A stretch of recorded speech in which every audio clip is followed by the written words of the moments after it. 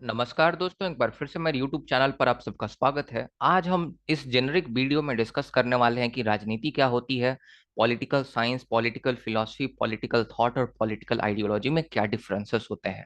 तो सबसे पहले राजनीति से शुरुआत करते हैं। तो राजनीति उतनी ही पुरानी है जितना पुराना हमारा समाज है, क्योंकि समाज के बनते के साथ ही राजनीति जो है वह एग्जिस्टेंस में आ गई थी। ऐसा क्यों? क्योंकि हर एक समाज में आपको संघर्ष देखने को मिलता है, कॉन्फ्लिक्ट देखने को मिलता है। और राजनीति एक ऐसा क्रियाकलाप है, राजनीति पॉलिटिक्स एक ऐसा एक्टिविटी है जो कि कॉन्फ्लिक्ट को रिजॉल्व करने में हमारी मदद करती है। इसीलिए राजनीति को हम कैसे डिफाइन करते हैं? Politics is the activity by which we can resolve the conflict in the society. एक कॉन्फ्लिक्ट रेजोल्यूशन मेथड है, कॉन्फ्लिक्ट रेजोल्यूशन मैकेनिज्म है जो राजनीति है, अगर हम सरल भाषा में बोलें। अब आप मन में सोच रहे होंगे कि आखिर समाज में संघर्ष होता कैसे है। तो मान लीजिए समाज में अन्य बहुत सारे ग्रुप हैं और संसाधन हमारे पास सीमित हैं। जो हमारे पास रिसोर्सेस हैं सीमित, और सभी को रिसोर्सेस चाहिए, हर एक ग्रुप ग्रुप को रिसोर्सेस चाहिए। इसीलिए अगर दो से अधिक ग्रुप अगर एक ही संसाधन पर अपना हक जताएंगे तो दोनों के बीच में संघर्ष होगा। और राजनीति जो है संसाधनों का इस तरह से बंटवारा करने का काम करती है कि इस संघर्ष को या तो कम किया जा सके या पूरी तरह से खत्म किया जा सके। एग्जाम्पल मैं देकर समझाता हूं। अगर 100 रुपए हैं और अगर दो भाई आपस में लड़ाई कर रहे हैं, अगर 100 रुपए हैं तो संसाधन तो सीमित है हमारे पास। एक भाई बोल रहा है मुझे 80 रुपए दो, एक भाई बोल रहा है नहीं मैं 80 रुपए रखूंगा। अगर लेकिन अब इसका बंटवारा कैसे होगा? अब इसका बंटवारा होने के लिए कोई ऐसा व्यक्ति हमें चाहिए जिसके पास शक्ति हो, जिसके पास अथॉरिटी हो, जिसके पास सत्ता हो। अगर कोई राह चलता व्यक्ति आकर बोले इन दोनों को कि भाई तुम 50 रख लो, 50 तुम भी रख लो, तो ये दोनों गुस्सा हो जाएंगे, बोलेंगे तुम कौन होता है, तुम्हारा क्या हक हमारे ऊपर, तुम जाओ, तुम अपने रास्ते पे चलो, हमें मत समझाओ। लेकिन वहीं अगर इनके पिताजी आकर इन दोनों को समझाएंगे तो ये बात मान जाएंगे, क्योंकि पिताजी के पास अथॉरिटी और लेजिटिमेसी है। तो ये जो संसाधनों का बंटवारा है, जैसे डेविड स्टन कहते हैं कि politics is the authoritative allocation of value. तो वैल्यू का मतलब यहाँ संसाधन है। तो अगर संसाधनों को अगर आप समाज में वितरण करना चाहते हैं तो आपके पास अथॉरिटी जरूर चाहिए। तो इसीलिए पॉलिटिक्स और अथॉरिटी एक दूसरे से जुड़े हुए हैं, इस चीज को ध्यान रखिएगा।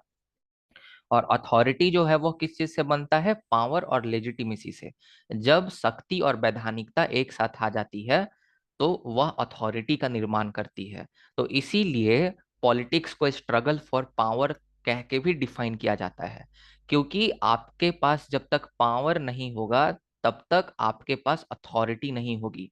और जब तक आपके पास अथॉरिटी नहीं होगा तब तक आप संसाधनों का समान रूप से वितरण नहीं कर सकते हैं, या इस तरह से वितरण नहीं कर सकते हैं जिस तरह से संघर्षों को समाप्त किया जा सके। तो इसीलिए आपको अगर politics as a conflict resolution method के तौर पे समझना है तो आपको उसके लिए अथॉरिटी की आवश्यकता पड़ेगी। तो पॉलिटिक्स का हमने यहाँ दो अर्थ जाना। एक तो पॉलिटिक्स का मतलब होता है स्ट्रगल फॉर पावर, क्योंकि पावर होगा तो अथॉरिटी होगी, अथॉरिटी होगा तभी समाज में शांति बनाकर हम रख पाएंगे, तभी संसाधनों का वितरण कर पाएंगे। ये चीज समझ में आया? और दूसरा तो जैसा कि मैंने आपको बताया कि राजनीति जो है वह कॉन्फ्लिक्ट रेजोल्यूशन मैकेनिज्म है, जो कि संघर्षों को समाज से दूर करने का काम करती है, ऐसा क्रियाकलाप है।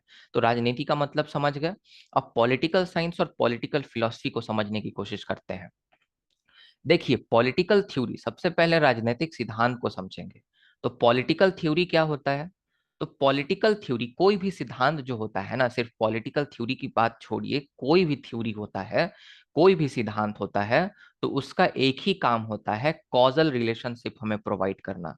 कॉजल रिलेशनशिप का क्या मतलब होता है? कॉजल रिलेशनशिप का मतलब होता है कि अगर कोई भी घटना घटित हो रही है तो उसका कारण और उसका परिणाम या प्रभाव बताना। और ये सिस्टमेटिक नॉलेज होता है। तो एक सिस्टमेटिक नॉलेज जो कि किसी भी कार्य का कारण और परिणाम बताए, किसी भी एक्शन का कारण और परिणाम बताए, उसको थ्योरी बोलते हैं। तो पॉलिटिकल थ्योरी क्या होता है? पॉलिटिकल थ्योरी ऐसा सिद्धांत है, ऐसा सिस्टमेटिक नॉलेज है जो कि पॉलिटिकल फिनोमिना का कॉजल रिलेशनशिप बताता है, जो कि राजनीतिक घटनाओं का आपको कारण बताएगा और उसके परिणाम बताएगा। तो पॉलिटिकल थ्योरी फॉर एग्जांपल हम कैसे बना सकते हैं कि द्वितीय विश्व युद्ध के क्या कारण और परिणाम थे। तो इसके लिए पॉलिटिकल थ्योरी है, उसको समझाने के लिए इस तरह से हम इसको समझ सकते हैं आम भाषा में। अब पॉलिटिकल थ्योरी के ही दो अंग होते हैं। पॉलिटिकल थ्योरी में आपको पॉलिटिकल साइंस भी देखने को मिलेगा और पॉलिटिकल थ्योरी में आपको पॉलिटिकल फिलॉसफी भी देखने को मिलेगा। क्योंकि पॉलिटिकल थ्योरी में हम आम तौर पर तीन स्टेटमेंट्स का यूज करते हैं। इम्पीरिकल स्टेटमेंट ऐसे इन स्टेटमेंट्स होते हैं जो कि हमारे अनुभवों पर आधारित होते हैं। इसको हम लोग अनुभवात्मक दृष्टिकोण भी कहते हैं। जो चीजों को हम देखते हैं हम उसी चीजों को जो है डिस्क्राइब कर देते हैं। हम इस पर ध्यान देते हैं कि व्हाट इज, क्या है अभी हमारे सामने, इस पर फोकस करते हैं। लॉजिकल स्टेटमेंट जो है वो भी डिस्क्रिप्शन के लिए ही यूज होता है। और एक इवैल्यूएटिव स्टेटमेंट होता है जो कि मूल्यों पर आधारित होता है, नॉर्मेटिव अप्रोच पर बेस होता है। नॉर्मेटिव अप्रोच जो होता है, जो मूल्यात्मक दृष्टिकोण होता है, वह इस चीज की बात नहीं करता कि अभी क्या है, वह इस चीज की बात करता है कि क्या होना चाहिए। एक मैं सिंपल सा उदाहरण देता हूं। अगर चुनाव पर अगर कोई पॉलिटिकल थ्योरी अगर कोई बना रहा है, अगर पॉलिटिकल थ्योरी एक सिद्धांत अगर प्रतिपादित कर रहा है, तो पहले तो वह चुनाव में देखेगा कि क्या है, क्या होता है चुनाव में, असलियत क्या है, जमीनी हकीकत क्या है। तो देखेगा कि है चुनाव में धांधलीबाजी बहुत ज्यादा होती है, चुनाव में पैसे का बहुत ज्यादा यूज होता है, करप्शन है बहुत ज्यादा, चुनाव में मसल पावर का इस्तेमाल हो रहा है, चुनाव का क्रिमिनलाइजेशन हो रहा है। भारत में यही सब चीजें बताएगा। तो सबसे पहले वह इम्पीरिकल अप्रोच जो है वह लागू करेगा और बताकर थोड़ी छोड़ देगा कि चुनाव में क्या क्या होता है, ये भी साथ में बताएगा कि चुनाव में क्या क्या होना चाहिए। अगर आप किसी डॉक्टर के पास जाते हैं तो डॉक्टर दोनों काम करता है, पहले इंपीरिकल स्टेटमेंट और लॉजिक से अपना सोचता है, फिर इवेल्युएटिव स्टेटमेंट देता है। डॉक्टर के पास जाओगे तो पहले आप अपनी बीमारी बताओगे कि क्या है, और क्या है जानने के बाद डॉक्टर आपको भेज नहीं देगा, आपको ये भी बताएगा क्या होना चाहिए, व्हाट शुड बी डन या व्हाट शुड बी के बारे में भी आपको डॉक्टर बताएगा। मतलब वहाँ इवेल्युएशन भी होगा और वहाँ इम्पीरिसिज्म भी होगा। उसी तरह से कोई भी पॉलिटिकल थ्योरी सिर्फ और सिर्फ पॉलिटिकल साइंस और पॉलिटिकल सिर्फ और सिर्फ पॉलिटिकल साइंस या पॉलिटिकल फिलॉसफी नहीं हो सकती। तो किसी भी पॉलिटिकल थ्योरी में जो इम्पीरिकल स्टेटमेंट्स होते हैं, तो पॉलिटिकल थ्योरी में जितने भी इम्पीरिकल स्टेटमेंट हो गए वह पॉलिटिकल साइंस के पार्ट हैं। और जितने भी इवेल्युएटिव स्टेटमेंट हो गए जो कह रहे हैं कि क्या होना चाहिए की बात कर रहे हैं पॉलिटिकल थ्योरी में, वह पॉलिटिकल फिलॉसफी हो गया। और एक पॉलिटिकल थ्योरी में जो इंपिरिकल स्टेटमेंट है जो ये देख रहे हैं कि अभी की स्थिति क्या है अभी, इस चीज पे फोकस कर रहे हैं, वह पॉलिटिकल साइंस हो गए। तो पॉलिटिकल साइंस और पॉलिटिकल फिलॉसफी अलग अलग चीज नहीं है अलग चीज, लेकिन पॉलिटिकल साइंस और पॉलिटिकल फिलॉसफी दोनों पॉलिटिकल थ्योरी के ही पार्ट हैं, दोनों पॉलिटिकल थ्योरी के सबसेट हैं। पॉलिटिकल साइंस जो है फैक्ट पे बेस्ड है, इंपीरिकल स्टेटमेंट्स पर बेस्ड है। पॉलिटिकल साइंस डिस्क्रिप्शन की बात करता है, दूसरी तरफ पॉलिटिकल फिलॉसफी जो है वह वैल्यूज पर बेस्ड है, इवेल्युएटिव स्टेटमेंट्स पर बेस्ड है, प्रिस्क्रिप्शन की बात करता है कि क्या होना चाहिए। यहाँ व्हाट इज का बात हो रहा है और यहाँ बात हो रहा है व्हाट शुड बी डन का बात हो रहा है पॉलिटिकल फिलॉसफी में। तो यही दोनों में अंतर होता है। और आपको विश्वास ना हो तो बहुत सारे थिंकर्स को मैंने यहाँ पे कोट करके रखा है। जैसे जॉर्ज कैटलिन कहते हैं कि पॉलिटिकल थ्योरी अपने आप में ही पॉलिटिकल साइंस और पॉलिटिकल फिलॉसफी में डिवाइडेड होता है। तो यही चीज को मैंने अभी बताया। एंड्रयू हैकर कहते हैं कि पॉलिटिकल थ्योरी में मूल्य भी होते हैं, फैक्ट्स भी होते हैं, माने माने नॉर्मेटिव अप्रोच भी होता है, इवेल्युएटिव स्टेटमेंट भी होता है और फैक्ट्स भी होते हैं। माने पॉलिटिकल साइंस का भी उसमें पार्ट होता है। तो ये पॉलिटिकल साइंस वाला पार्ट फैक्ट वाला हो गया और वैल्यूज वाला पार्ट हो गया पॉलिटिकल फिलॉसफी। दोनों ही एकदम उसमें होते हैं, पॉलिटिकल थ्योरी में इम्बिब्ड होते हैं, दोनों एक दूसरे पर डिपेंडेंट हैं। क्योंकि अगर आप सिर्फ प्रिस्क्रिप्शन बताकर, अब अगर सिर्फ आप ये बताते हैं पॉलिटिकल थ्योरी के माध्यम से क्या होना चाहिए, तो भाई तुम ये कैसे बता सकते हो क्या होना चाहिए जब तक तुमने ये नहीं बताया कि क्या है अभी। तो ये गलत हो जाएगा। क्या होना चाहिए कि सिर्फ बात करोगे सिर्फ पॉलिटिकल फिलॉसफी की तो गलत बात है फिर। पॉलिटिकल थ्योरी सही नहीं है, क्योंकि पॉलिटिकल साइंस की तो तुमने बात ही नहीं की, मतलब फैक्ट्स की कि अभी क्या है, अभी धरातल की स्थिति। और तुम सिर्फ ये बताकर चले गए कि अभी क्या सिचुएशन है, डॉक्टर सिर्फ तुम्हारी बीमारी बताकर चला गया, ये बताया ही नहीं कि क्या होना चाहिए तुम्हारे शरीर में, क्या होना चाहिए, तुम स्वस्थ कैसे होगे। तो उसका भी कोई मतलब नहीं बनता। तो दोनों है एक दूसरे पर डिपेंडेंट होता है, दोनों एक दूसरे पर डिपेंडेंट होता है, यही चीज लिखा हुआ है यहाँ पे, they are dependent upon each other. Political thought क्या होता है? तो जो पूरा कम्युनिटी है ना, पूरा कम्युनिटी का एक पॉइंट ऑफ टाइम में जो आपका सोचने का तरीका होता है उसको पॉलिटिकल थॉट कहते हैं। पॉलिटिकल थॉट एक व्यक्ति का थॉट को नहीं कहते। हम गलत शब्दों का इस्तेमाल करते हैं, गलत सेंटेंसेस बोलते हैं टेक्निकली जब हम बोलते हैं कि प्लेटो का पॉलिटिकल थॉट ना, हम लोग कह सकते हैं एंशियंट ग्रीक पॉलिटिकल थॉट। जो ग्रीस का समाज रहा होगा प्राचीन काल में, वह किस प्रकार से सोचता था। तो पूरा का पूरा जो समाज का सोचने का एक जो ढंग होता है, नजरिया होता है, उसी को पॉलिटिकल थॉट कहते हैं। पॉलिटिक्स के विषयों पर जो सोचने का नजरिया होता है, वहीं हम लोग कहते हैं मेडिएवल पॉलिटिकल थॉट। पूरा समाज का सोचने का एक ही नजरिया था। जो भगवान थे, जो ईश्वर थे, उन्हीं को केंद्र में रखकर चीजें सोची जाती थी। हम लोग मॉडर्न पॉलिटिकल थॉट की बात करते हैं तो अभी व्यक्ति को जो है केंद्र में रहकर सोचते हैं। तो मॉडर्न पॉलिटिकल थॉट का एक अलग कैरेक्टरिस्टिक है।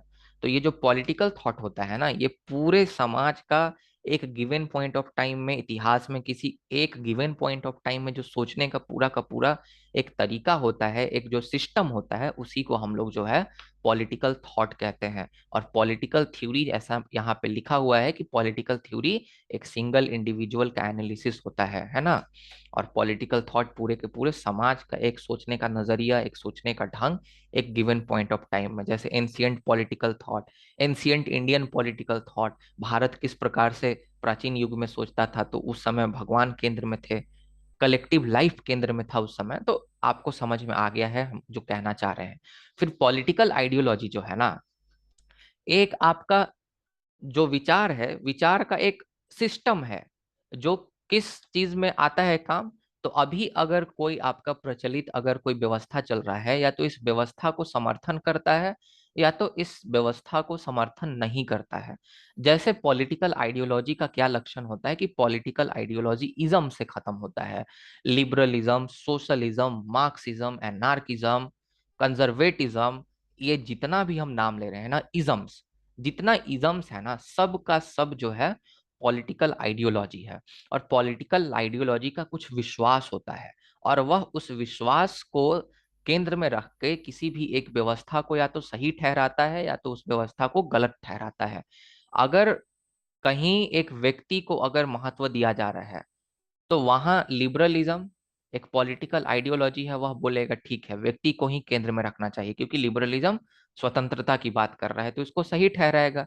लेकिन सोशलिज्म दूसरी तरफ इसको गलत ठहराने का काम करेगा, कहेगा नहीं, व्यक्ति को केंद्र में नहीं, समाज को केंद्र में रखना चाहिए, ये व्यवस्था गलत है।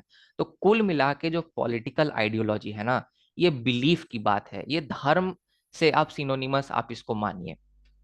सभी धर्म अपने आप में तार्किक होते हैं। सभी धर्म कहते हैं कि नहीं, हम ही सही हैं, अगला वाला बोलेगा नहीं, हम सही हैं। और अपने आप को सही ठहराने के लिए सब अपना अपना तर्क देते हैं, सब तर्क देंगे, सब लॉजिक देंगे, सब रीजनिंग देंगे।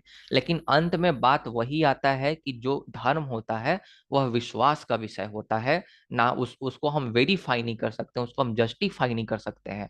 इसी तरह से पॉलिटिकल आइडियोलॉजी, अगर आप किसी पॉलिटिकल आइडियोलॉजी पर बिलीव कर रहे हैं, आप 1 लाख तर्क दें, उसका मतलब नहीं है, अंत में आपको उस पर विश्वास है, इसीलिए आप उस पॉलिटिकल आइडियोलॉजी से बिलोंग कर रहे हैं। क्योंकि पॉलिटिकल आइडियोलॉजी सिर्फ विश्वास का जो है वह हिस्सा होता है। ये विश्वास बदलता रहता है निरंतर मानव जीवन में, लेकिन विश्वास का ही हिस्सा होता है। आप इसको प्रूव नहीं कर सकते हैं, इसको जस्टिफाई या वेरीफाई नहीं किया जा सकता है।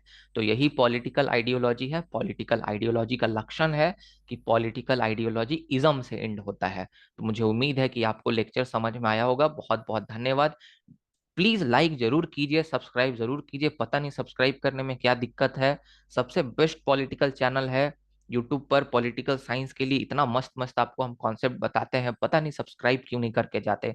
दिक्कत क्या है? अगर सब्सक्राइब कर देंगे तो आपका मेमोरी थोड़ी भर जाएगा यूट्यूब का। तो प्लीज सब्सक्राइब कर दीजिए।